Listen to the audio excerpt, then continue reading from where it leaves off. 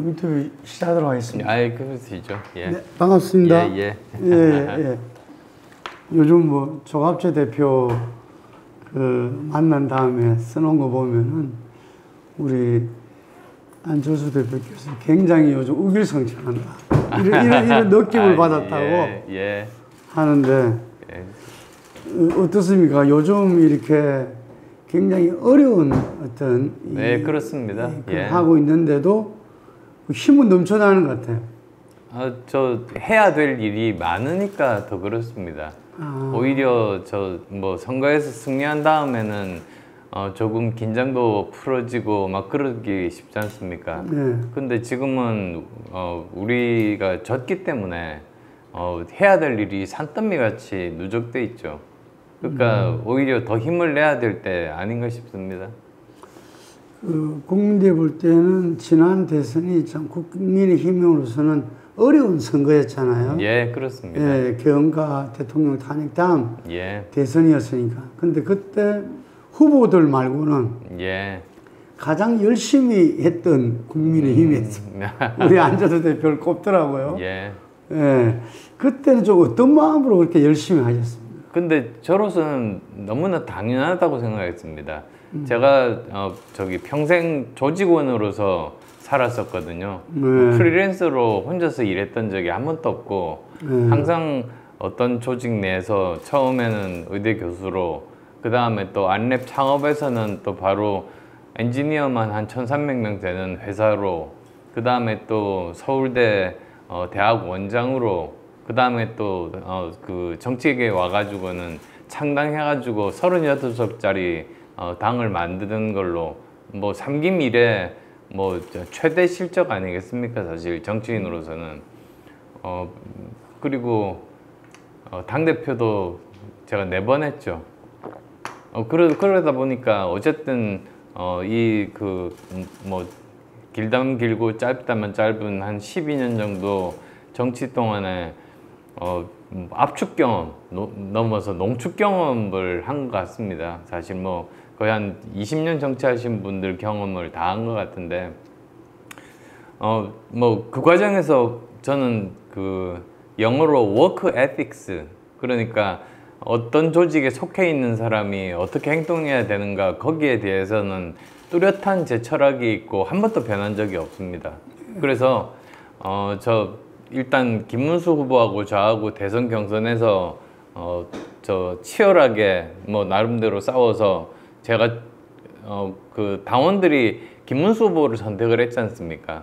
그러면 저는 조직원의 일원으로서 그 돕는 게 너무나 당연하다고 생각한 겁니다. 그런데 그 전에도 사실은 그랬거든요. 오세훈 시장 단일화 이후에도 열심히 도와주고 뭐 나중에는 뭐라고 합니까? 그 명태균 씨 여론 조작 이런 것들도 뭐 결국은 그것 때문에 이상하게 됐다는 이야기도 나오긴 했습니다만 뭐 그 다음에 또 윤석열 대통령 후보 단일화 이후에도 또 열심히 도왔는데 그때는 저 혼자만 상대다 보니까 금방 잊어버렸던 것 같습니다. 근데 이번에는 저 말고 다른 두 후보가 뛰쳐나가 버려가지고 이 상대적으로 비교가 확연히 돼버린 거죠. 그래서 사람들이 어떤 분들은 오해하시고 안철수가 달라졌다고도 말씀하시는데 저는 달라진 게 아니라 옛날부터 그랬었거든요. 그러지 않으면 저 나가야죠, 조직을. 그래서 저는 조직원으로서 당연한 일을 했고요. 뭐 한 걸음 더 나가면 저 대선 이제 끝나고 나서 출구조사 했을 때 10분 만에 다 나가는 겁니다. 저는 사실 그럴 줄 몰랐어요. 왜냐하면 뭐 저 출구조사 같이 상황실에, 당 상황실에. 네, 그렇습니다. 국민의힘 상황실에서 그 출구조사 결과가 발표가 되면 그러면 그 다음에는 다 같이 후보가 나중에 그 결과를 보고 승복 연설하러 결국은 오니까 그때까지 다 같이 기다릴 줄 알았는데 10분 만에 보니까 저 혼자 앉아 있는 겁니다. 근데 문제는 또 뭐가 있었냐면 저희들 앞에 그 TV 화면들이 있고 그 건너편에 시청자들은 전혀 못 보셨을 텐데 사진 기자분들이 20분 이상 계셨습니다. 근데 저 혼자 앉아 있는데 안 떠나시는 거예요. 그래서 만약에 저까지 떠나면 텅 빈 국힘 상황실 해서 그 다음날 아침 신문 일면에 민주당하고 비교해서 도배가 되겠더라고요. 근데 그러면 저는 저 조직 구성원의 한 사람으로서 그거는 안 되겠다 생각해가지고 그냥 4시간 반 앉아 있었던 겁니다. 후보가 승부연설하러 올 때까지. 도중에 화장실을 갔다 올까도 생각했지만 그 짧은 기간, 그 짧은 순간에 또 사진 찍으면 마치 하루 종일 빈 것처럼 또 보일 수도 있지 않습니까? 그래서 제가 한 번도 안 일어나고 4시간 반 앉아 있었던 이유가 그래서입니다. 그러면 그때 상대적으로 아까 2명의 후보와 홍준표 후보는 탈당을 바로 해버렸잖아요. 결과는 오자마자 경선 결과. 그러면은 한동훈 전 대표한테는 약간 좀 유감스러웠겠네요. 조직원으로서. 그래서 제가 도중에 그렇게 라방보다는 돕는 게 도리라고 그렇게 이야기를 했죠. 근데 뭐 그 말이 효과가 있었는지 어쨌든 몇 번이지만 그래도 한 2-3번 정도 이렇게 지원 유세에 참여하게 된 것 같습니다. 가만 보니까 우리 안철수 대표는 어떤 전국을 풀어나가는 데 있어가지고 이 소통, 또 사람들하고 만남 이게 그침이 없었던 것 같아요. 이전부터.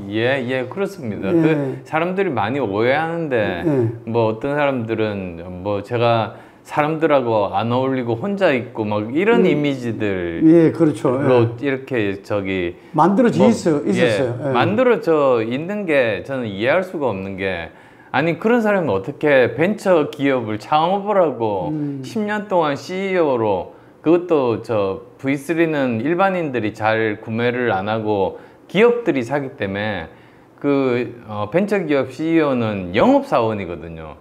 그러니까 어떻게 보면 저는 제가 벤처기업가로서 있을 10년 동안은 영업을 한 사람입니다. 그런 사람이 뭐 어떻게 혼자서 다니고 뭐 그렇게 하겠습니까, 사실. 그러니까 다 이게 보면 정치권 와가지고 그런 일종의 정치권에서 능한 게 선동하고 이미지 조작하고 하면서 상대방을 이렇게 좀 뭐라 그러나 평가절하시키는 거에 익숙하지 않습니까? 그리고 이제 언론들이 특히 정치부 기자들이 가장 보수적이다 이런 말들을 많이 들어요. 가진 이미지 가지고 그냥 계속 가는 거지 실체를 보기를 좀 두려워했어요. 뭐 그런 면도 있지만 또 한편으로 보면 제가 3당을 굉장히 오래 했지 않습니까? 10년 정도 3당을 하다 보니까 뭐 정말 중견 언론인 분 어떤 분은 제가 대한민국 정치 역사상 가장 3당 오래 한 사람 중에 한 사람이라고 뭐 그런 말씀도 하셨어요. 근데 3당이 되다 보니까 양쪽에서 이제 큰 정당에서 계속 공격이 들어오고 또 거기를 뒷받침하는 언론들이 뭐 그렇게 호의적으로 써주시지 않고 하다 보니까 이게 오랜 세월 동안 정말 잘못된 이미지들이 고착화되는 그런 것들이 아니었나 싶습니다. 이번에 7일날 이제 혁신위를 거부하셨는데 그때 혁신위원장 됐을 때 이번에 안철수 의원이 대표가 당대표 출마를 안 하고 혁신위원장을 받은 것은 좀 나름대로 큰 뜻이 있는 것 같아. 이래서 굉장히 그렇습니다. 주목을 했어요. 그때는 왜 그런 판단을 하셨습니까? 그러니까 사실 저는 당대표 출마하기보다 오히려 당을 혁신시키는 게 중요하다고 생각해서 혁신위원장 제안이 왔을 때 수락을 했죠. 그래서 수요일 날입니까? 수요일 날 정도에 내정 발표를 하고 그 다음 주 월요일 날 비대위에서 이제 의결을 하기로 그렇게 돼 있었습니다. 근데 그동안에 제가 그냥 기다린 게 아니고 제가 그동안 가졌던 혁신안들 정리를 해서 이런 안을 발표하겠다고 미리 그 비대위원장하고 의논을 했습니다. 근데 그런 이유가 보통 일반인 분들은 잘 모르시지만은 혁신위원회는 안만 만들 수 있고 그걸 실제로 실행에 옮기려면 바로 위에 있는 비대위 내지는 최고위의 의결을 거쳐야지 이게 실행으로 옮길 수 있지 않습니까? 그렇죠. 그래야지 저 혁신이 성공할 수가 있기 때문에 저는 제가 발표하면 저 그 비대위에서 바로 승인이 날 수 있도록 미리 의사소통을 한 겁니다. 물밑 접촉을 한 겁니다. 다 하셨네요. 그러니까. 그러니까 사실은 저 처음 이제 그 혁신이 맡은 분들이 실패하는 정치 경험이 부족한 분들이 실패하는 이유가 저 미리 소통 안 하고 그냥 갑자기 탁 발표한 다음에 이걸 통과시켜 달라고 하니까 저 비대위에서도 처음 보는 안에 대해서 보통 저 혁신이라는 게 논란이 없으면 그건 혁신이 아니거든요. 네. 그러다 보니까 오히려 막 논란이 되고 뭐 통과 안 되고 그래서 계속 실패했거든요. 근데 저는 뭐 정치하면서 그 과정을 다 알고 있었기 때문에 미리 물밑 접촉해서 저기 어느 정도 뭐 서로 양보할 건 양보하고 하면서 통과할 수 있는 안을 만들려고 이렇게 노력을 했는데 그걸 못 받겠다는 겁니다. 그래서 일요일까지 이렇게 이야기했는데 뭐 도저히 못 받겠다는 그런 이야기를 결국은 들었고 제가 보기에 그게 그렇게 무리한 안은 아니었었는데요. 거기다가 이제 그 문제가 최소한의 인원, 그러니까 저 포함해가지고 7명의 비대위로 구성하려고 했습니다. 아마 사상 제일 적은 숫자일 겁니다. 그게 빠른 속도로 전당대회 전에 이제 해야 되기 때문에 7명 했는데요. 4명 정도는 서로 이제 합의가 됐지만 나머지 2명에 대해서 합의가 안 됐습니다. 근데 갑자기 그냥 일방적으로 월요일 날 아침에 합의 안 된 사람 한 사람 포함해 가지고 어쨌든 뭐 저기 그 안을 통과시키겠다고 해서 제가 그러시면 안 된다고 그랬거든요. 근데도 그냥 무리하게 그냥 강행 통과가 되더라고요. 그래서 그걸 보고는 이게 일할 수 있는 여건이 안 되겠구나. 그러면 차라리 시작하지 않는 게 낫겠다. 그래서 오히려 그때 마음을 고쳐먹고 이렇게 안만 내는 혁신이 그리고 비대위의 그 승인만 기다리는 혁신이가 아니고 차라리 당대표에 도전해가지고 당대표가 되면은 자기가 직접 이제 그 혁신안들을 실행에 옮길 수 있으니까요. 차라리 거기 직접 도전해서 혁신을 하겠다고 마음을 이제 바꾸게 된 겁니다. 윤희수 혁신위원장이 또 지금 혁신안을 내놨지만 의총 자체를 갖다가 지금 이제 계속 그렇습니다. 연기하고 있잖아요. 그러니까 그걸 미리 예상하셨다는 이야기입니다. 윤희숙 위원장도 그 혁신안들에 대해서 제가 잘은 모르지만 미리 비대위 쪽하고 물밑 접촉을 통해서 다 상의한 다음에 이게 통과되도록 하는 그런 작업들은 안 한 것 같습니다. 그러니까 사실 하나하나 나오는 걸 보고 오히려 막 비대위에서 놀라고 고민하고 시간 끌고 결국 이렇게 된 거 아닌가 하는 게 제 추측입니다. 네, 지금 국민의힘은 제일 중요한 게 어쨌든 내란과 탄핵의 강을 건너야 되잖아요. 그렇습니다. 지난번에 정권 교체에 윤석열 대통령 성공한 것도 결국은 이준석 당대표라든지 또 우리 안철수 대표님이 후보 단일화에 합의하면서 국민들이 볼 때는 국힘이 탄핵의 강을 건넜다 라고 판단이 들어서 정권 교체가 된 거 아닌가 그렇습니다. 그렇게 생각하거든요. 그런데 지금 현재 이 내란과 탄핵의 강을 건너는 데 있어 가지고 이대로 국힘이 가능한가 이럴 때 금방 말씀하신 대로 이번 전당대회에서 혁명이 저는 일어나야 된다고 보는데 예, 맞습니다. 어떻게 보십니까? 예. 그래서 그때 이제 그 조갑재 네. 대기자분도 말씀하시고 했었는데 어떻게 보면 이번 전당대회가 대선보다 더 중요하다. 왜냐하면 앞으로 이 우리나라에서 최대의 이 보수당이 이 오랜 역사를 가진 보수당의 운명을 결정하는 방향을 결정하는 것이기 때문에 어떤 의미에서는 정말로 대선보다도 더 중요한 의미를 가질 수 있다. 이렇게 말씀하셨고요. 그래서 이제 치열한 노선 투쟁을 통해 가지고 개혁이냐 반개혁이냐 그 간에 그 서로 대결을 펼쳐야 된다. 그 말씀을 하셨고 저도 전적으로 동의를 하거든요.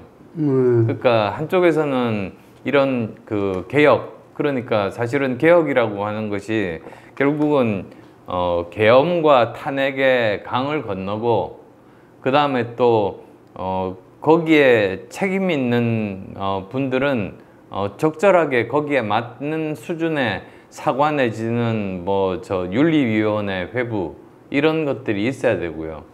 또 한편으로는 당의 시스템을 이제는 지금 현재에 맞게 새롭게 바꿔야 되고 그 다음에 또 지지층을 제대로 넓히는 문제 그리고 이제 그 여러 가지 사회적인 약자라든지 또는 여러 세대들을 포괄하는 이런 노력들 그런 것들을 하는 것들이 모두 다 개혁에 속하거든요. 그리고 또 나름대로 생각했던 그 개혁안들이 다 있습니다. 그래서 그렇게 개혁을 할 건지 아니면 여전히 그냥 계엄 옹호당으로 오히려 과거로 회귀한 그 상태에 있는 그 상태에 머물 건지 그 두 세력 간에 이제 노선 투쟁이라고 볼 수가 있겠죠. 그런데 지금 보수 정당을 대표하는 게 국민의힘인데 예. 보수 정당들이 항상 이 변화를 해왔다고 보거든요. 그럼요. 예. 네. 뭐 그렇습니다. 우리 잘 아는 YS 김무삼 대통령도 경상도 사투리로 변해야 산다. 뭐 이런 변화와 계획을 그렇습니다. 자기 그 슬로건으로 늘 이야기를 해왔고 그래서 당시 공부정당인 민자당을 신한국당으로 당명을 바꾸면서까지 해서 수도권 최초 보수정당 승리까지 이끌어내고 했는데 근데 지금 현재 저희들이 이 여론조사 분석이라든지 쭉 이걸 보면은 쉽지 않다. 그래서 제가 이번 전당대회에 선거혁명이 일어나야 된다. 이렇게 좀 이야기하는 이유거든요. 예, 그렇습니다. 지금 대표님 어떻게 보고 계십니까, 지금? 근데 제가 지난 대선 지원 유세 이렇게 다니면서 당원들하고도 이야기하는 기회가 몇 번 있었는데요. 그때 어떤 영남 당원분이 저한테 그 말씀 하시는 겁니다. 본인은 평생 국민의힘만 찍었답니다. 근데 자기 선거구에 있는 국민의힘 의원은 자기가 굉장히 싫어하는 사람이랍니다. 근데 싫어함에도 불구하고 국민의힘을 계속 찍은 이유는 이 영남에서의 승리를 바탕으로 해서 충청권, 수도권까지도 다 승리하는 전국 정당이 되라는 뜻으로 했는데 오히려 영남 의원들은 이제 본인의 그 다음 선거가 중요하고 재선이 중요하고 이렇지 않습니까? 그러니까 어떻게 보면 지금 그 의원들하고 유권자들하고 이 생각이 똑같지가 않다는 걸 그때 깨달았습니다. 그러니까 영남에 있는 그 당원들은 정말 우리가 전국 정당이 되기를 바라고 있고요. 그래서 그런 마음들이 다 모여지면 우리가 과거 회귀하는 쪽으로 가는 것이 아니고 이런 말씀하신 계엄과 탄핵의 강을 건너는 것을 포함해서 당이 혁신적으로 개혁하는 쪽으로 개혁적으로 방향을 잡지 않을까 이렇게 생각합니다. 그런데 지금 아까 말한 과거로 회귀하는 것 같아. 반개혁적인 것이 오히려 지금 전체적인 당을 갖다가 누르고 있다. 이 부분을 상징하는 게 전환길 이 입당 그리고 예. 거기에서 벌어진 뭐 전환길 토론회다 뭐다 예.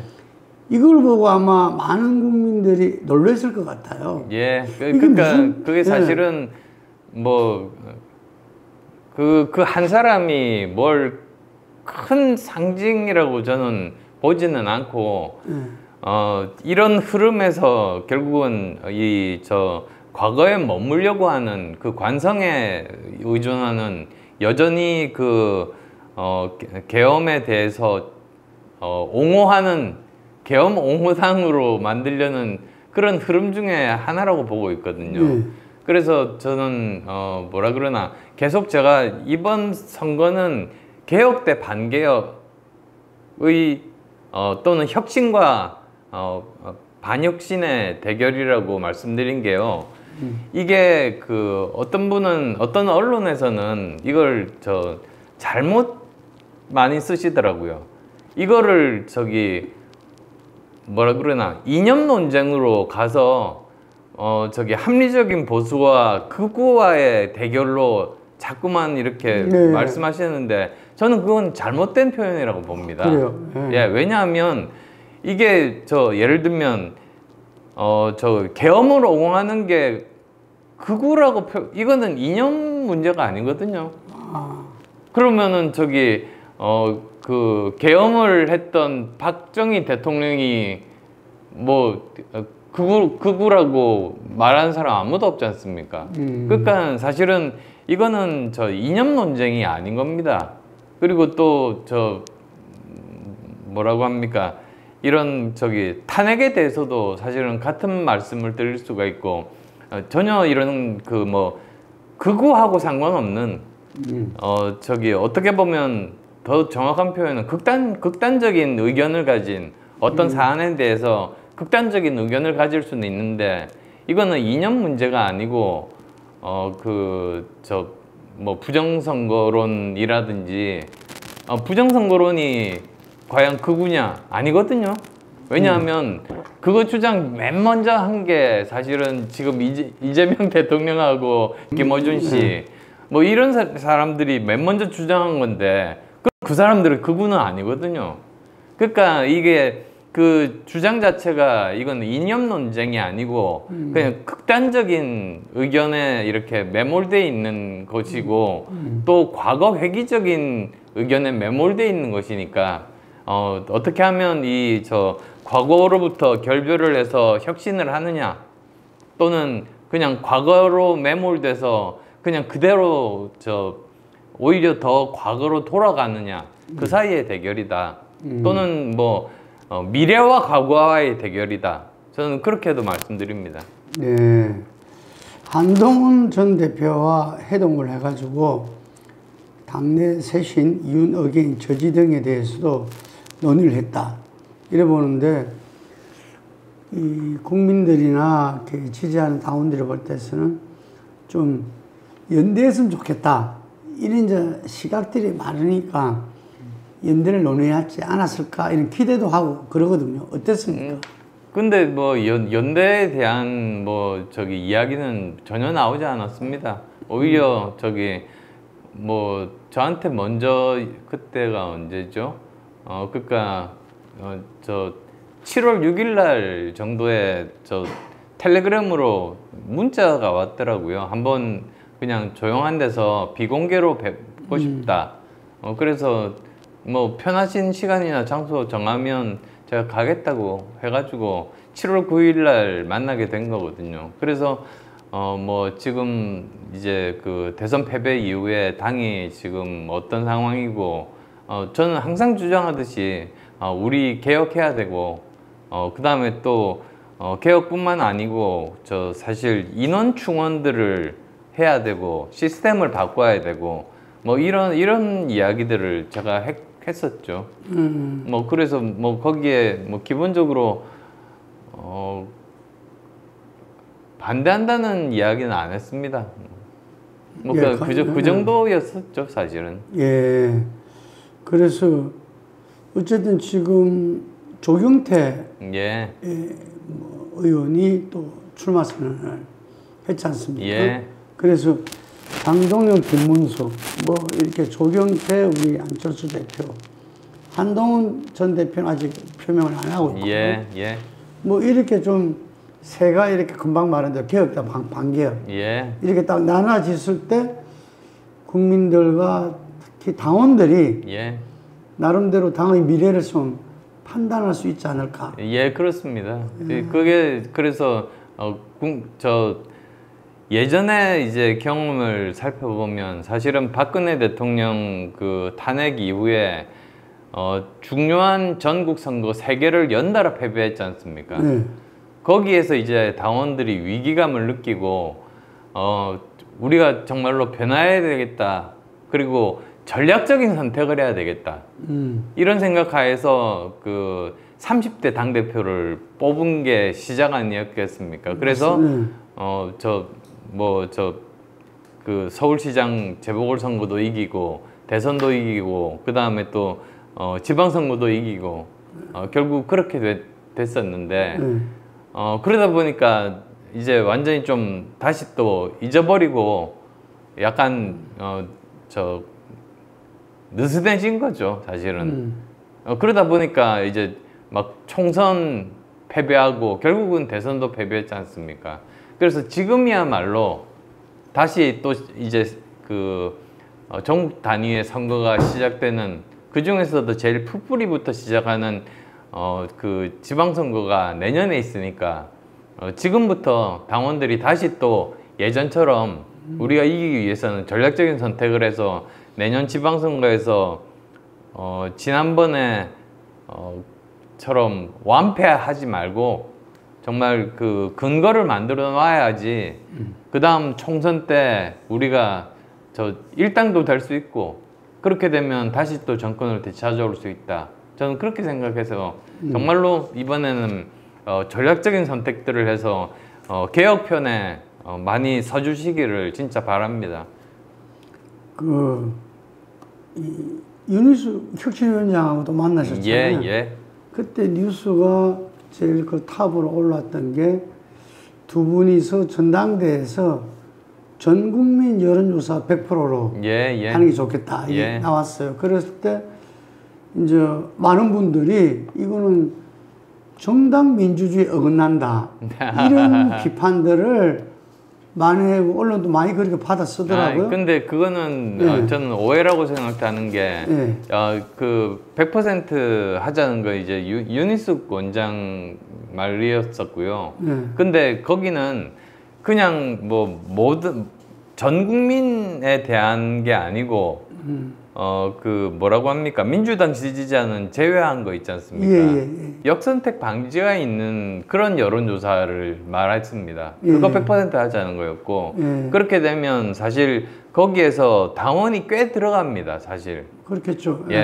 그러다 보니까 이게 꼭 당원들의 의사에 반하는 건 아니다 라고 했고요. 뭐 저 같은 입장에서 말씀을 드리자면 선수가 룰에 대해서 뭐라고 하는 거는 적절치 않다고 생각해서 저는 좀 이야기를 삼가는 편이긴 한데 그래도 옛날에 8대2 그러니까 저기 8이 당원이고 2가 일반 국민 여론조사인데 그것도 역선택 방지가 있는 여론조사죠. 그렇죠. 근데 그거는 바꿔야 된다는 생각입니다. 왜 그러냐면 우선 가장 기본적으로 보면 이 윤석열 전 대통령이 당정 관계를 아주 비정상적으로 만들어 버린 거죠. 그래서 원래는 서로 수평적으로 상호 보완적인 관계에 당과 정이 있어야지 서로 그 정부가 성공을 할 수가 있는데 그게 아니라 이 당을 정부의 그냥 그 부하로 만들어 버린. 그래서 뭐 대표적인 예가 이런 당대표 뽑을 때 그전까지는 7대3 룰을 계속 적용해 왔었는데요. 그거를 뭐 김기현 대표 뽑히던 그 전당대회 때 갑자기 100% 당원들로만 이렇게 하게 했다든지 그 다음에 또 조금 바뀌긴 했지만 8대2도 여전히 옛날에 비하면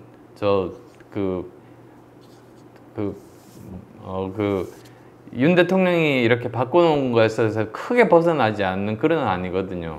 근데 오히려 지금은 저 옛날에 7대3으로 돌아가는 것보다 더 과감하게 5대5 내지는 3대7, 그러니까는 거기서 7이 일반인 여론조사인 거죠. 이런 걸로 가는 것도 저는 해야 된다는 그런 생각을 하고 있습니다. 왜냐하면 지금 대선에서 지고 지지율 절반 이하로 떨어지고 많은 사람들이 등을 돌렸는데 이럴 때 일반인들에게 정말 문호를 개방을 해야지 그나마 등 돌린 심지어 탈당도 많이 하고 우리 당 당원들도 우리한테 등을 돌리고 있는 이런 상황에서 본인들이 이제 유권자라고 생각을 하면 그래도 좀 더 관심을 가질 수 있을 거 아니겠습니까? 그래서 그런 거를 위해서도 우리 당의 부흥을 위해서도 이번 전당대회는 혁신 전당대회가 된 것과 동시에 룰도 훨씬 더 일반 국민들 포함을 시켜야지 우리 지지 기반을 넓힐 수 있다. 이런 말씀드립니다. 비상시기니까. 그렇습니다. 그렇게 가야 된다. 이런 이야기신데요. 근데 당 혁신은 이제 금방 말씀하신 여러 가지 개혁안도 중요한데 또 그동안 역사적 과정을 보면은 인적 쇄신을 빠뜨릴 수가 없어요. 맞습니다. 인적 쇄신을 아까 내란과 탄핵에 책임지는 분들은 거기에 상응하는 어떤 그걸 해야 된다 했는데 우리 정치 현대사에도 총선 때마다 어떤 때는 수십 명이 좀 불출마 선언을 하기도 하고 다 그래 했거든요. 이게 의례적인 일이 아니라 이런 시기에서는 당연히 인적 쇄신은 가야 이 세술은 쇠부대에 담아야 된다고 과거에 있던 사람이 그대로 있는데 앞만 바뀐다고 되진 않을 거 아닙니까? 거기에 대해서 지금 대표님은 어떻게 생각하고 계십니까? 그래서 제가 사실은 혁신안을 준비해 놓은 게 있습니다. 그래서 그걸 이제 사실은 혁신위원장 때 발표하려고 했는데 지금 같으면 오히려 이제 당대표 경선이 본격적으로 시작되면 그때 이제 발표할까 이런 생각들을 하고 있습니다. 근데 거기서 제일 중요한 게 인적 쇄신과 그 다음에 인재 영입을 같이 해야 됩니다. 인재 영입. 그 다음에 또 인적 쇄신이 총선이 1년 남았으면 사실 불출마 선언이라든지 이런 것들이 가능한데 지금은 오히려 총선이 3년이 남았지 않습니까? 그래서 오히려 지금은 할 수 있는 것이 먼저 백서를 만드는 일을 먼저 하고요. 그리고 그 백서는 당내 인사가 아니라 당 외에서 어느 계파와도 상관없고 대선 백서를 말하는 겁니다. 대선 백서를 말씀드리는 겁니다. 그게 당내에서 만들면 또 계파 논쟁이 또 있을 수가 있고 여러 가지 오해들이 있을 수 있으니까 외부에서 누구나 인정하는 객관적인 전문가분이 전적으로 그걸 맡아서 하고 이제 거기에 따라서 어떤 사람은 사과를 하고 또 어떤 사람은 윤리위에다가 제소를 해서 판단을 맡기고 이럴 수가 있는 거거든요. 그런 식의 인적 쇄신이 이제 진행될 수가 있겠고요. 근데 또 한편으로는 바로 또 내년에 지금 1년도 안 남아서 지방선거가 있기 때문에 인력을 저는 대거 충원해야 된다고 생각합니다. 근데 그 중에서 제가 관심 있게 보는 게 세 부류입니다. 청년들하고 기업가하고 그 다음에 당직자들입니다.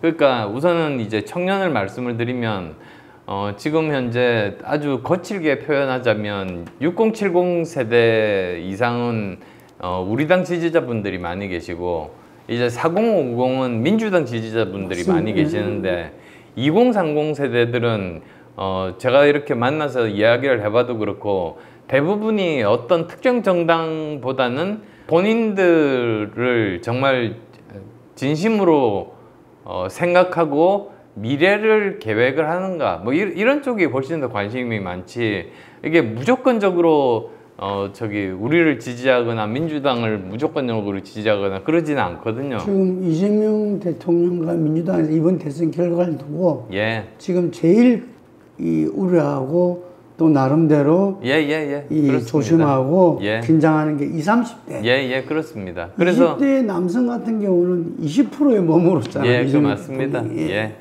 그래서도 그 사람들을 이제 영입하기 위해서도 저는 제일 좋은 게 바로 내년이라고 보거든요. 그래서 지금 현재 우리 당에서 몇 % 정도 청년층이 공천을 받는지를 조사를 먼저 하고 그걸 획기적으로 높이는 겁니다.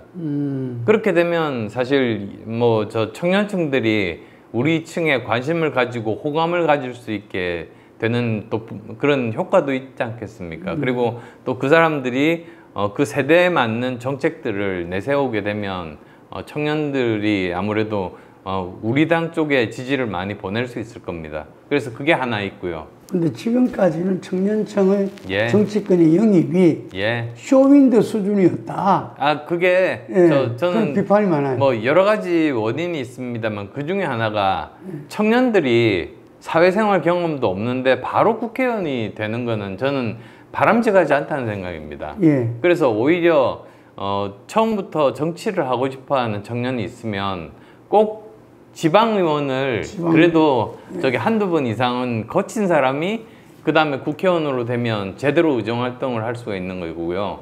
안 그러면 그 사회생활 어떤 분야든지 사회생활을 해서 20년 플러스 마이너스 한 그런 경험을 가진 분들이 국회의원을 하는 것이 그것이 자기의 전문성을 제대로 살리고 국민에게도 도움이 된다. 제 생각은 그렇습니다. 그래서도 내년에 청년층의 대폭 지방의원들 문호를 개방하는 게 좋다는 것도 그런 의미입니다. 알겠습니다. 그 다음에 또 두 번째로 기업가인데요. 그게 보면은 미국 같은 경우에 어떤 언론을 보니까 거의 뭐 한 30% 정도가 정치인이 기업가 출신이랍니다. 네. 미국 같으면 뭐 심지어 대통령 일론 머스크 그리고 또 골드만삭스 CEO가 재무부 장관도 했던 나라가 미국 아닙니까? 근데 우리나라는 어떻게 보면 OECD 국가 중에서 거의 최하위 수준 0. 몇 %밖에 기업가가 없습니다. 우리 당도 지금 별로 없습니다. 그러니까 저하고 고동진 의원 정도가 기업가고 나머지 기업가 별로 못 본 것 같거든요. 근데 이제 일단 보시면은 기업가들이 가지고 있는 영어 표현으로 스킬셋이 정치인이 꼭 가져야 될 스킬셋을 다 가지고 있습니다.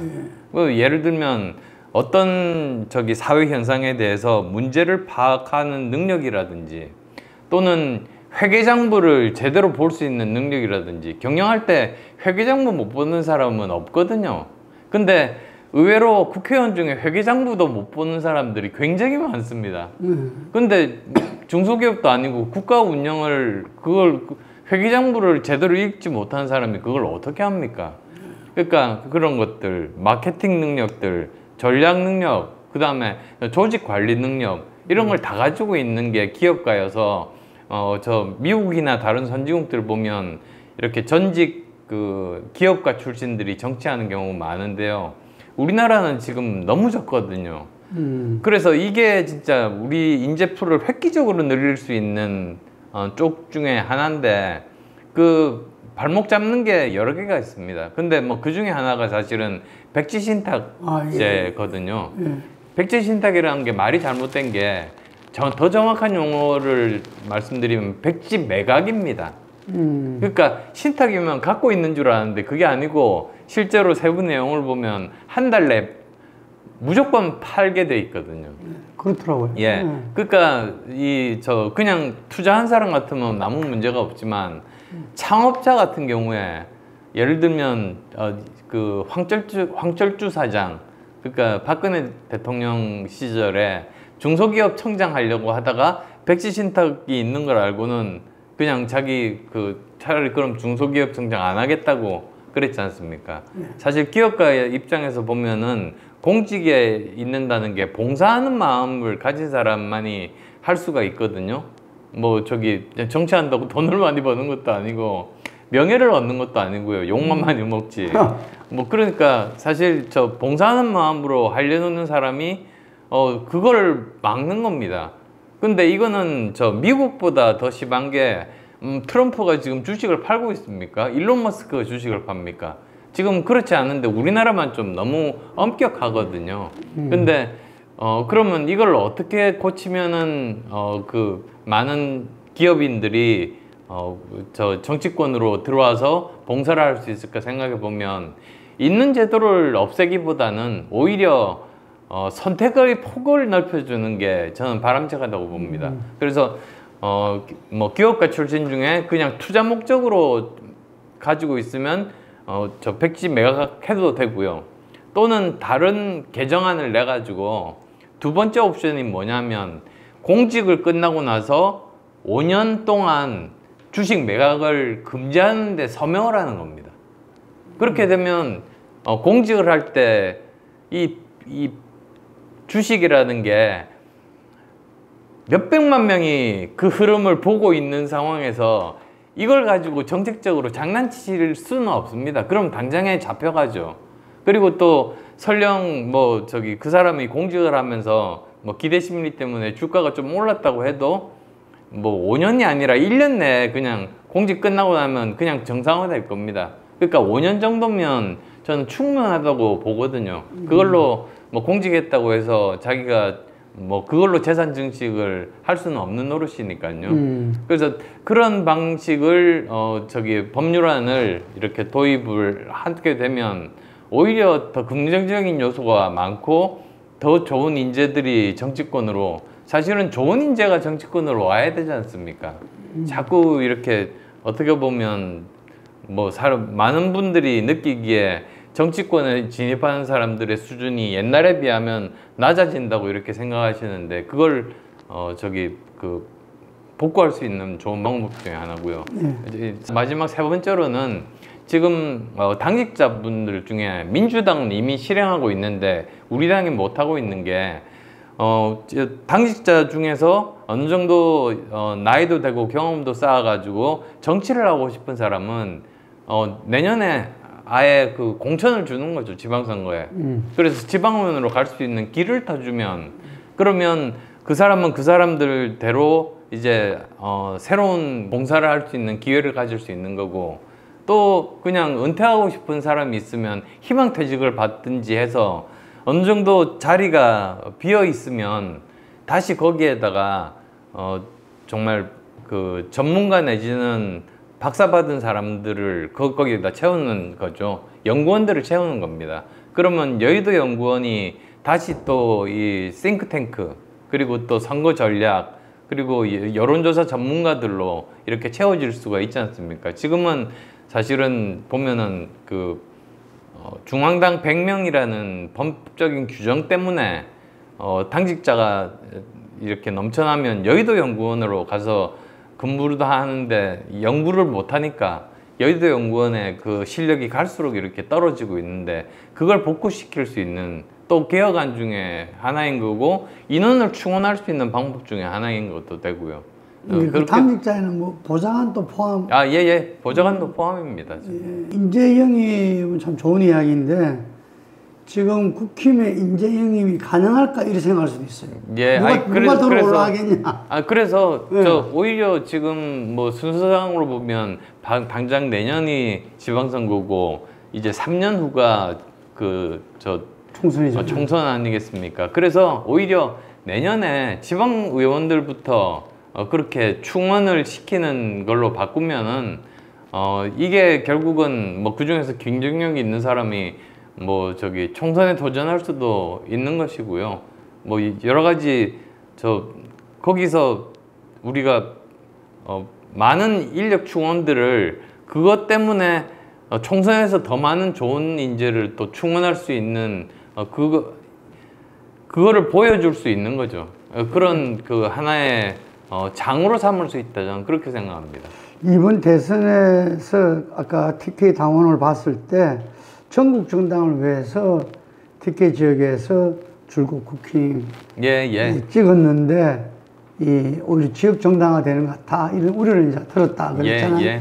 그 제가 볼 때는 아마 그 국힘의 당원들이 대표님께서 흔히 말해서 중도층, 수도권, 청년층, 중수층의 지지를 확고하게 받을 방안을 인정한다면 확 지지가 올 것 같아요. 예, 그렇습니다. 아니, 근데 그거는 뭐, 여론조사 같은 거 이렇게 해보면은 금방 나옵니다. 중도층의 지지가 몇 %고 뭐 이런 것들이 다 나오니까 이제 지금 아마 30일, 31일 날 등록을 받을 텐데요. 사실은 원래 레이스 시작이 등록한 사람들만 대상으로 이제 그 후보가 확정이 되면은 그때부터 본격적으로 시작 아니겠습니까? 그렇죠. 예. 지금은 뭐 출마 선언을 한다고 해도 뭐 예를 들면은 출마 선언한 사람 중에서 등록을 안 하는 사람이 생길 수도 있는 것이고요. 여러 가지 사정으로. 그래서 아직도 이게 확실하게 정해지지는 않은 그런 상황입니다. 그래서 그 출마 후보가 확실하게 정해진 다음에 아마 여론조사들이 나올 겁니다. 거기를 보면 이제 그 당원들이 누가 수도권에서 중도층에서 청년층에서 지지가 많은가 그걸 확실하게 알 수 있을 겁니다. 근데 금방 좀 전에 말씀하신 그 룰이 참 중요할 것 같아요. 예, 그렇습니다. 뭐 선수가 룰 가지고 너무 이야기하지 않겠다 그러셨지만 실제로 어떤 게임이든 룰에 따라서 좌지우지 될 수 있어요. 그렇습니다. 근데 뭐 어쨌든 개인적인 그 호불호를 떠나가지고 지금 우리 당이 처해 있는 상황, 그 다음에 또 많은 국민들로부터 다시 주목을 받아야 되는, 그래서 결국은 이제 관심을 받아야 되는 그런 지금은 상황 아니겠습니까? 다 지금은 외면하고 있어서 저희가 아무리 정책에 대해서 메시지를 내봐도 메신저 자체를 별로 이제 관심이 없어 하시니까 돌아보지를 않으니까 메시지를 내봤자 소용이 없는 시기입니다, 지금은. 그래서 지금 시기는 메신저에 대한 관심과 그런 것들을 이제 회복해야 되는 그런 시기인데 그걸 하는 유일한 방법이 당이 개혁되는 걸 보여드리는 거죠. 저렇게 어려운 일도 직접 실행에 옮기는구나. 그러면 다시 한 번 더 유심히 쳐다봐야 되겠다고 이제 관심을 가지게 되시니까요. 그 송원석 비대위원장이 뭐 혁신위원장 그게 좀 틀어졌다 하더라도 어쨌든 본인도 뭐 친윤이 만들었다 소리는 듣더라도 뭔가 당이 살아야 된다. 그럼요. 이 부분은 같은 것 같아요. 모두 다 같습니다. 결국은 그래서 보면은 어떤 뭐 방법론적인, 그러니까 그 목적은 같은데 그 목적을 이루기 위한 방법론에 대한 생각이 각자 좀 틀린 거죠. 심지어 뭐 당이 이렇게 혁신해야 된다고 생각하는 사람들 중에서도 이제 혁신 방법이 조금씩 다를 수밖에 없듯이. 그러면 그걸 가지고 당원들이 이제 예를 들어서 정말 당이 혁신하는 쪽으로 가야 되는데 그러면 혁신을 주장하는 후보들의 혁신하는 중에 어느 안이 제일 합당하고 그 사람이 그걸 실행할 능력이 있는 사람인가, 그걸 보고 이제 판단을 할 겁니다. 송원석 비대위원장이 딴 거 몰라도 룰이라도 좀 8대2에서 아까 말씀하신 5대5라든지 뭐 거꾸로 3대7 이런 변화만 오더라도 국민들이 뭔가 바꾸려고 하는구나. 그럼요. 그런 게 뭐 세부적인 것 같지만 어떻게 보면 제일 중요한 사안 중에 하나입니다. 가능할 것 같습니까? 오늘 아마 제가 듣기로는 뭐 선관위 선거관리위원회에서 논의를 하는 걸로 들었거든요. 그래서 바꿀 수 있는 여지가 있다고 황운하 선대위원장이 말씀하셨으니까 이제 그걸 좀 기대해 봅니다. 네, 황운하 선대위원장이 제 생일 때도 문자를 보냈던데 제가 빨리 문자를 보내야 되는데 그게 상당히 중요할 것 같아요.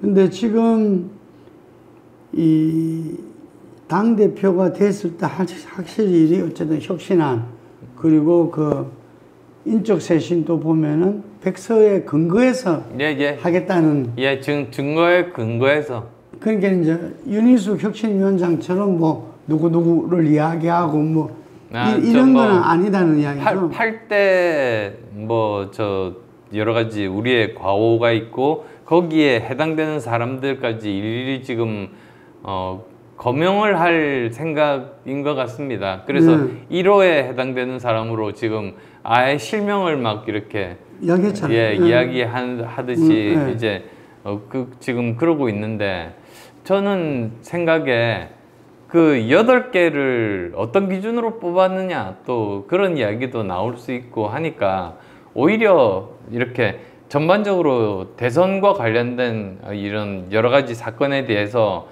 백서를 쓰되 그 범위는 아예 그 외부 전문가가 근데 시간이 너무 걸리지 않겠어요? 아닙니다. 많이 안 걸린다고 제가 확신을 한 게 그 사실은 제가 염두에 두고 있는 분이 이미 그 대선 이후 2주 후에 정리된 내용을 여기 국회에서 세미나에서 발표를 하셨거든요. 근데 벌써 정리가 거의 다 되어 있어서 저는 빠르면 2, 3주 내로 끝난다고 봅니다. 전당대 끝나고 나서 2, 3주면은? 예. 그리고 또 어떤 분들은 뭐 아니 백서 쓸 필요 있느냐고 다 아는데 뭐 이런 분도 계시지만은 사실 사람의 기억력이라는 건 휘발성이 있기 때문에 저 또 금방 생각보다 빨리 잊어버립니다. 그래서 이거를 기록으로 남겨놔야 같은 실수를 반복하지 않을 수 있고 이제 이걸 근거로 해서 이런 여러 가지 쇄신도 할 수 있다 이렇게 보는 입장입니다. 지금 어쨌든 선거의 승리를 위해서는 아까 개혁 때 반개혁을 했을 때 개혁 세력이 지금 상대적으로는 조금 약세잖아요. 약할 때는 연대해야 된다. 이게 기본 룰인데 그 대표님께서는 그 결선 투표가 있다. 이런 이야기를 하셨어요. 그러니까 그 일단 선거를 치르고 그 결과에 따라서 결선 투표에서 자연스럽게 연대할 수 있다. 이런 뜻이 있는 것 같아요. 아니 그러니까 당원들이 자연스럽게 이렇게 그 어떤 후보가 거기에 맞는지를 선택하는 거죠. 그러니까 뭐 예를 들면 지난 대선 때도 보면은 그 제가 4강에 올랐지 않습니까? 그 보면 이제 찬탄파 둘, 반탄파 둘 그랬었거든요. 그 다음에 또 올라간 사람들은 찬탄한 사람, 반탄한 사람 이런 식으로. 그러니까 뭐 어떻게 보면 이제 당원들이 그렇게 결선 투표제가 있으면 선택을 해서 이렇게 올리는 거죠. 그래서 인위적인 그런 뭐 단일화 이런 것들은 저는 구태여 필요하지 않다. 오히려 더 뭐 현실적으로 보면은 그 당내 사실 개파가 있는 게 사실인데 그러면 그 개파 내에서 우선 정리를 하는 걸 해야지 그걸 안 한 상태에서 무슨 바깥에 보고 먼저 뭐 그런 이야기를 하는 거는 뭐 적절한 순서는 아니다 싶습니다. 요 이야기는 안 할 수 없는데 단일화 하면은 우리 안철수 대표님은 정치 시작 때부터 단일화에 계속 그 전에 뭐 단일화 그리고 시장 선거 때도 단일화 또 지난 대선 어떻게 보면 제가 제 3당이어서 그랬습니다. 3당이 결국은 우리나라 선거 제도가 양당의 극도로 유리한 제도이기 때문에 지난 2022년 대선 때만 보시더라도 한쪽은 범죄 혐의자 그리고 또 한쪽은 정치 초보자였는데 그때 저는 뭐 보면 아시다시피 정치 경험도 10년 이상이고 그 다음에 38석짜리 정당을 교섭단체를 만든 유일한 현역 의원이고 그런데도 불구하고 그 큰 두 당보다 지지율이 낮았거든요. 갤럽으로 17% 나왔으니까. 그러니까 이게 우리나라 선거 제도에서는 결국은 이런 3당으로 존재하기가 굉장히 어려워가지고 그렇다면은 결국은 범죄 혐의자보다는 이 정치 초보자 손을 들어주는 게 낫겠다 싶어서 이제 그런 선택을 했던 건데요. 뭐 지나고 나서 얘기지만 이렇게 3년도 안 돼서 계엄을 할 줄은 저 포함해서 우리 국민 어느 누구도 몰랐을 겁니다. 오히려 계엄이 잘했다는 사람도 많아요. 그대로 민전 더 갔으면 어땠을까 이런 이야기하는 사람도 있더라고요. 깜짝 놀라서 내가. 뭐 그건 뭐 사람들마다. 근데 어쨌든 저는 지금도 계엄은 해서는 안 됐다 이렇게 보고 있습니다. 자, 이재명 대통령이 출범하고 나서 지지율이 60% 초반 뭐 이렇게 지금 본래 이제 50%를 못 넘었었는데 상당히 좀 이렇게 지금 선전하고 있는데 이른바 실용주의가 상당히 좀 국민들한테 통하고 있는가 이렇게 보고 있는데 어떻게 보고 있습니까? 저는 꼭 그렇게 보지 않는 것이요. 예. 지금 벌써 사실은 조금 지지율이 빠지기 시작하고 있거든요. 예. 저는 걱정되는 게 크게 보면 세 가지 정도가 있습니다. 예. 일단 첫 번째가 인사 문제입니다. 아. 그 인사 폭이 생각보다 굉장히 좁아서요. 사실은 대통령의 가장 큰 권한은 우리나라 전체 인재 중에서 뭐 이념 성향하고 상관없이 전체 인재를 보고 그 제일 적합한 분이 이 정말 공직에 봉사할 수 있는 기회를 드릴 수 있다는 게 대통령이 제일 큰 권한이라고 보거든요. 그렇게 해서 성공하게 되면 그 혜택은 모두 다 대한민국 그리고 국민에게 돌아가는 거 아니겠습니까? 근데 지금 그 교육부 장관 낙마한 사람도 있고 그다음 지금 또 강선우 후보 때문에 저 사실은 그 사회적인 약자를 돌보는 게 그 여가부 장관의 일인데 갑질 중에 갑질을 한 사람이 어떻게 사회적인 약자를 다루는 총수가 될 수 있겠다는 건지 사람들이 아마 이해를 못할 겁니다. 그래서 지금 이거 강행하면 결국은 지지율이 빠질 수밖에 없고 그래서 저 보면은 제가 저 페이스북에도 썼습니다만 결국은 저 용산에서 인사를 맡은 팀이 사실은 성남팀이거든요. 성남에서 같이 일했던 사람들이 주로 이제 자기들 아는 사람 위주로 이렇게 추천을 하다 보니까 인재풀이 확 좁아진 거죠. 그리고 뭐 결격 사유가 있는 사람도 그렇게 많고요. 지금 그런 것들이 굉장히 큰 문제고요. 그 다음에 두 번째로는 경제정책입니다, 사실. 지금 경제정책이라는 게 우선 제일 처음 나온 게 결국 지금 하고 있는 15에서 50만 원 나눠주는 거 아닙니까? 근데 사실은 국가에서 경제를 성장시키려면 이거는 단기 처방은 될 수 있지만 결국은 다 이렇게 사라지고 다시 돈 다 떨어지면 또 돈을 줄 수는 없지 않습니까? 근데 이 문제를 더 악화시키는 것이 지금도 이재명 대통령이 그 기축통화국에 대한 개념이 부족하다고 저는 생각해요. 그러니까 얼마 전에 대통령이 직접 이야기를 했지 않습니까? 뭐 부채 비율 200%인 나라도 지금 그냥 뭐 잘 살고 있는데 우리 부채 비율 좀 높아진다고 뭐가 문제냐 이렇게 말을 하는데요. 지금 그 200%는 아마 일본 가리키는 것 같은데 거기는 기축통화국이거든요. 그러니까 돈이 모자라면 그냥 찍어내도 파산하지 않는 나라들이 기축통화국입니다. 그러니까 그 전 세계 그 화폐가 그냥 일반적으로 쓰이는 데들이죠. 달러, 유로, 엔화 이런 것들인데요. 근데 OECD 국가 중에서 그래서 기축통화국의 그 부채 비율 평균은 굉장히 높습니다. 높은 편입니다. 근데 비기축통화국들의 평균은 제가 알기로 한 53% 이 정도 되는 걸로 알고 있거든요. 굉장히 낮아요. 그 정도를 유지를 해야지 그 신용등급 하락을 겪지 않을 수 있습니다. 근데 문제는 지금 이번에 추경하면서 이미 54%가 됐을 겁니다.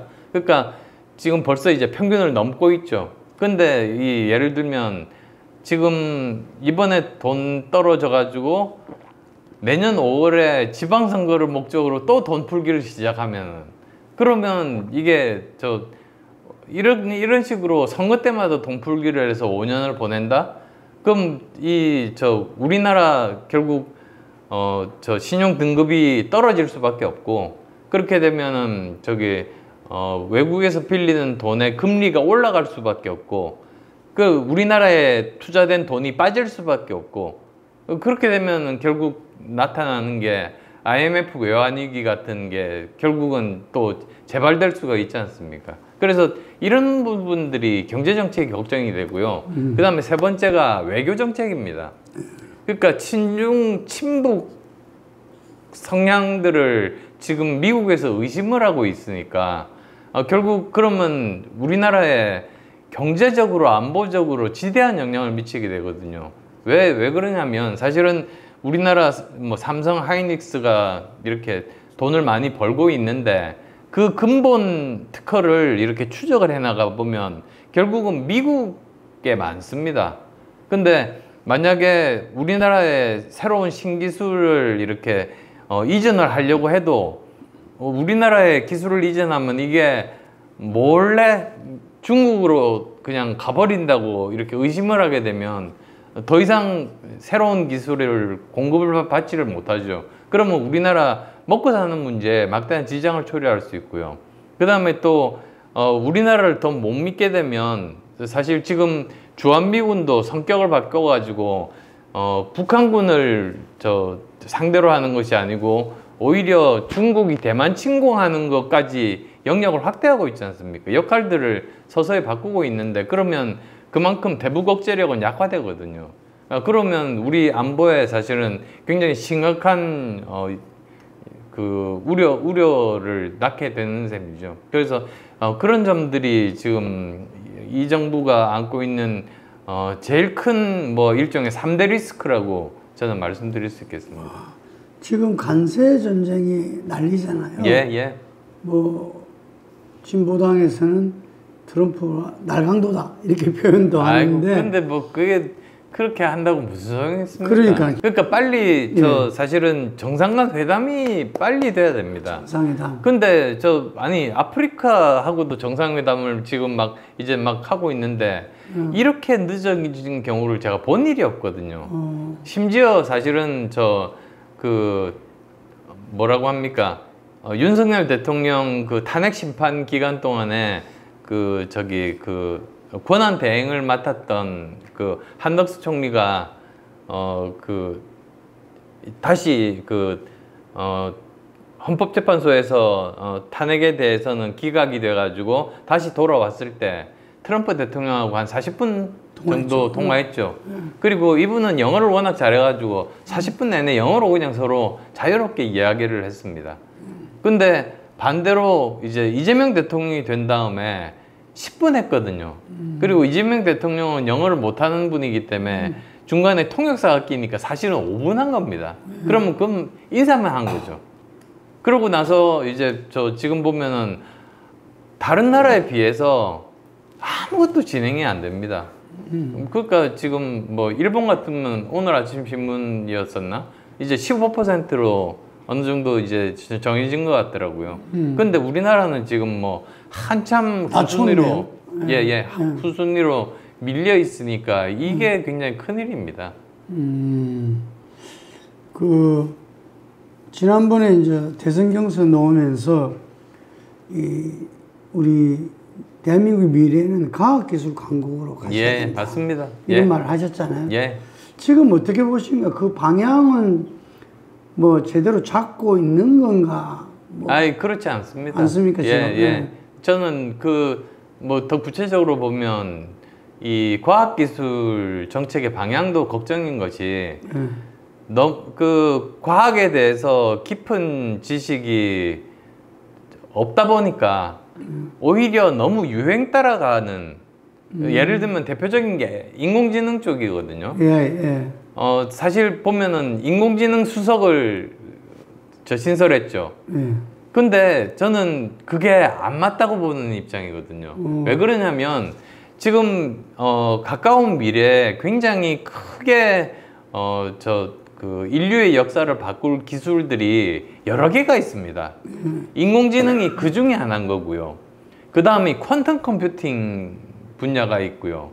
이거 되면은 뭐 몇백만 배 컴퓨터 속도가 빨라지면 상상도 못하는 일이 벌어지죠. 그 다음에 또 뭐 SMR 같은 그런 에너지 관련한 새로운 신기술들 이런 것들이 있거든요. 그러니까 사실은 AI 수석 밑에 과학기술 수석이 있는 게 과학기술 비서관이 있는 게 말이 안 되지 않습니까? 오히려 이런 거를 총괄하는 과학기술 수석이 있고 그 밑에 AI 비서관이 있고 퀀텀 비서관이 있고 뭐 저 SMR 내지는 에너지 비서관이 있고 뭐 이런 식으로 돼야지 되는 건데 보면 지금 저 그 장관들도 그렇고 거의 AI 기술자들로만 자꾸 채우고 있거든요.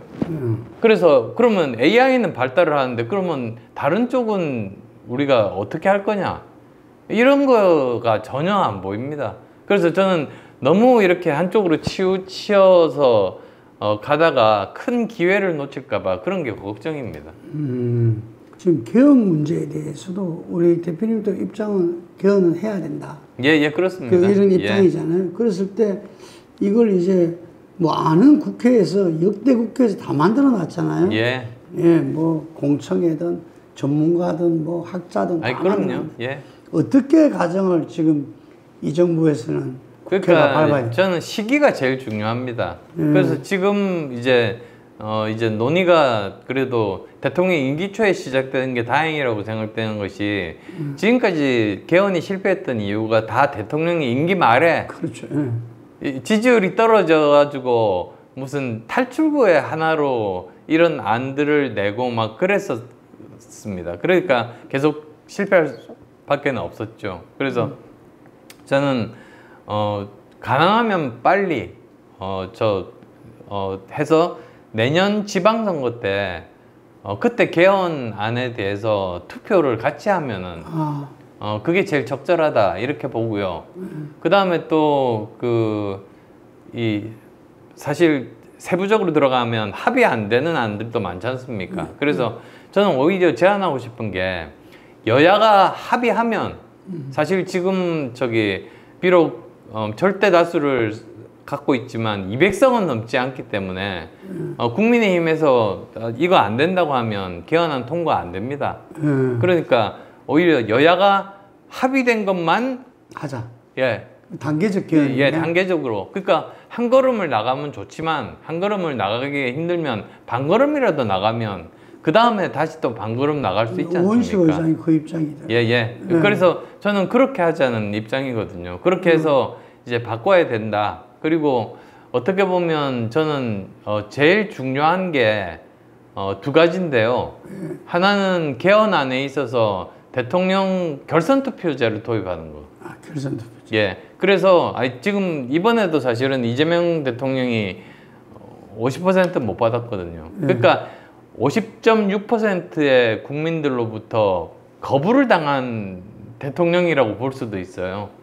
국민의 절반 이상이 반대하는 사람이 대통령이 된 거죠. 근데 그걸 막을 수 있으면 훨씬 더 사실은 국정 운영을 잘할 수가 있는 거고요. 비용이 들더라도 결선 투표자가 그렇습니다.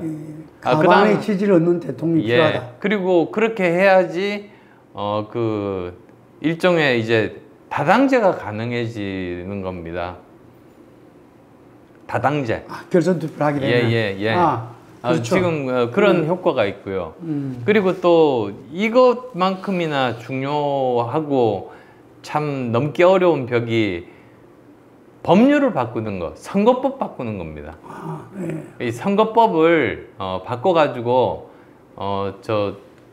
사실은 사표가 없는 그런 선거제도가 제일 이상적 아니겠습니까? 그래서 이론적으로만 보면 사실은 독일의 그 정당 명부식 비례대표제가 사표가 제로입니다. 그렇죠. 왜냐하면 자기가 1%짜리 지지율을 가진 정당이 하고 생각이 같으면 거기 찍으면 그 표까지 다 계산해가지고 그 의회 비율이 정해지거든요. 그래서 국민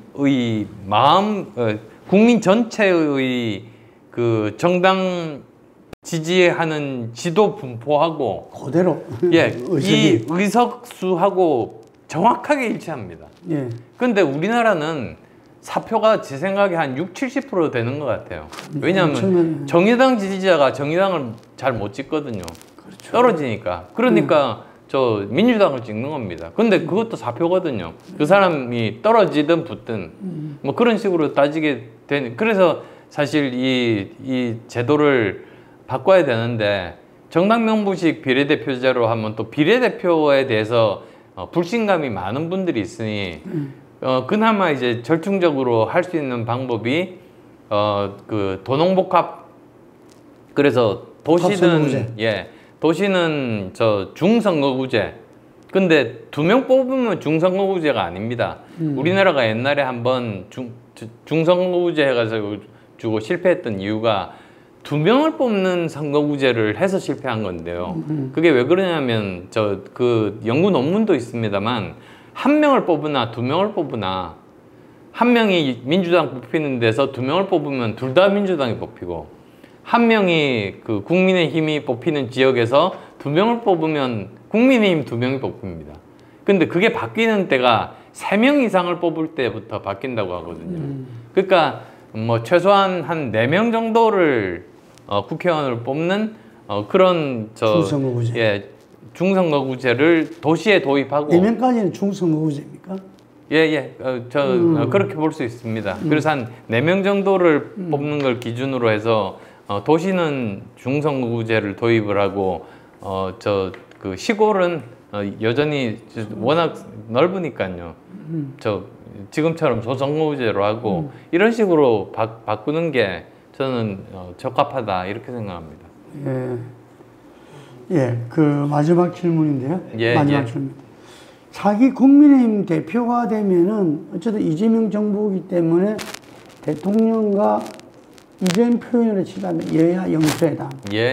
영수회담이 아까 우리가 한미 정상회담이 어쨌든 이 간세 전쟁도 뭔가 돌파구를 만들어낼 수 있다는 것처럼 여야 영수회담도 그때마다 중요한 역할을 해왔어요. 그래서 그 부분에 대해서 우리 대표 생각은 어떻습니까? 아니 그거는 뭐 적극적으로 해야 된다고 봅니다. 더 나아가서 사실은 미국 같은 경우는 사실 우리나라 법도 마찬가지인데요. 우리나라 국회법에 보면 그 각 국회의원들은 개별 헌법기관이고 그래서 당론과 다르게 자기 신념에 의해서 투표할 수 있다고 법에 돼 있습니다.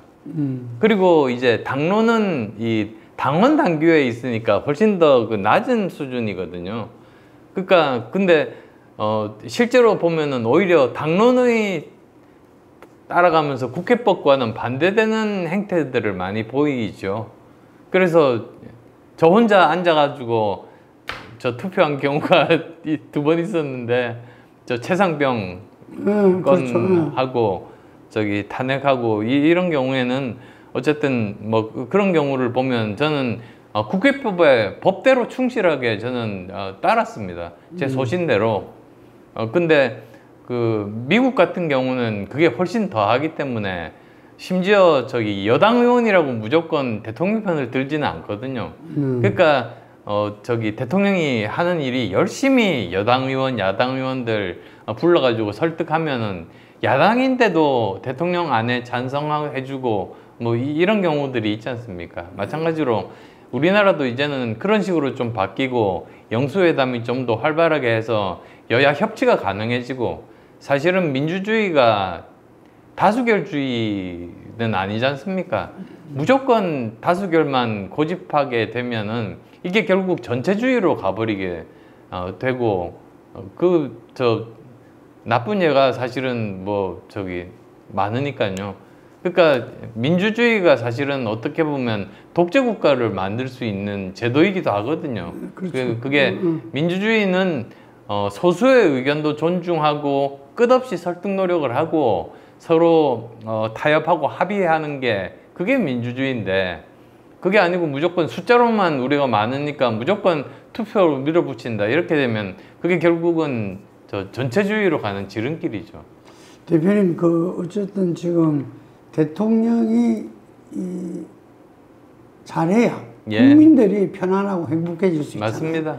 그래서 오랜 경험을 아까 말씀하신 대로 뭐 기업에도 계시고 정치권에도 오랜 분으로서 또 과학기술 강국에 대한 뚜렷한 비전과 그것도 갖고 계신 분으로서 이재명 대통령한테 좋은 한마디 부탁드리겠습니다. 그러니까 지금 우리나라 대통령이 제일 큰 문제가 제왕적인 대통령이라는 점 아니겠습니까? 그러니까 권력은 집중되어 있는데 견제는 받지 않는. 그러다 보면 아무래도 사람은 약한 존재라서 결국은 실수를 해도 주위에서 아무도 실수했다고 이야기하지 않고 그게 더 악화가 되거든요. 그게 지금까지 우리나라 대통령들이 항상 이렇게 갈수록 지지율이 낮아지고 실패하는 대통령이 계속 생겼던, 지금 벌써 5명이 뭐 민주화 이후에 감옥 갔지 않습니까? 그런 불행한 과거를 반복하지 않았으면 좋겠습니다. 근데 그러려면 오히려 진짜 열린 마음으로 옛날 현명한 황제 중에 한 분은 이런 신하들, 그러니까 요즘 같으면 장관들이 회의를 할 때 그 자리에는 참석하지 않고 자기들끼리 열심히 토론하게 하고 옆에 커튼 치고 이렇게 듣고만 있다가 마지막에 이제 회의 끝나면 와서 이제 거기에서 나온 결론들을 수용하고 그랬다는 뭐 고사도 있듯이 그런 마음이 진짜로 필요한 것 아닌가. 그러니까 아무도 견제를 못하면 결국은 자기가 스스로 견제해야죠. 내가 틀릴 수 있다는 생각. 그렇게 좀 열린 마음으로 해서 성공한 대통령이 돼야 성공한 정부가 되고, 그래야지 이 국가가 부강해지고 국민이 행복해지고 국민이 안전해질 수 있는 것 아니겠습니까? 그리고 뭐 대선이라는 거는 미래지향 투표니까 그거는 또 정부가 성공해도 또 대선은 또 다른 그 사람에 대한 판단으로 하는 것이거든요. 그래서 저는 좀 성공한 대통령이 됐으면 좋겠다. 그러기 위해서는 귀를 열어야 된다. 그런 말씀들 드리고 싶습니다. 윤석열 장관이 지나친 자신감을 경계하라 이런 조언을 했어요. 그것도 같은 맥락이라고 저는 봅니다. 볼 수 있겠네요. 네. 자, 오늘 수고하셨고요. 예. 마지막으로 여기 지금 이번 8월 20일 전당대회가 대선보다 더 중요하다 그랬잖아요. 예. 그래서 과연 국힘에서 선거혁명이 일어나야 되는데 예. 그 선거혁명을 위해서 좀 호소를 좀 해보시기 바랍니다. 예, 저 당원 여러분들께 진정한 마음으로 호소드립니다.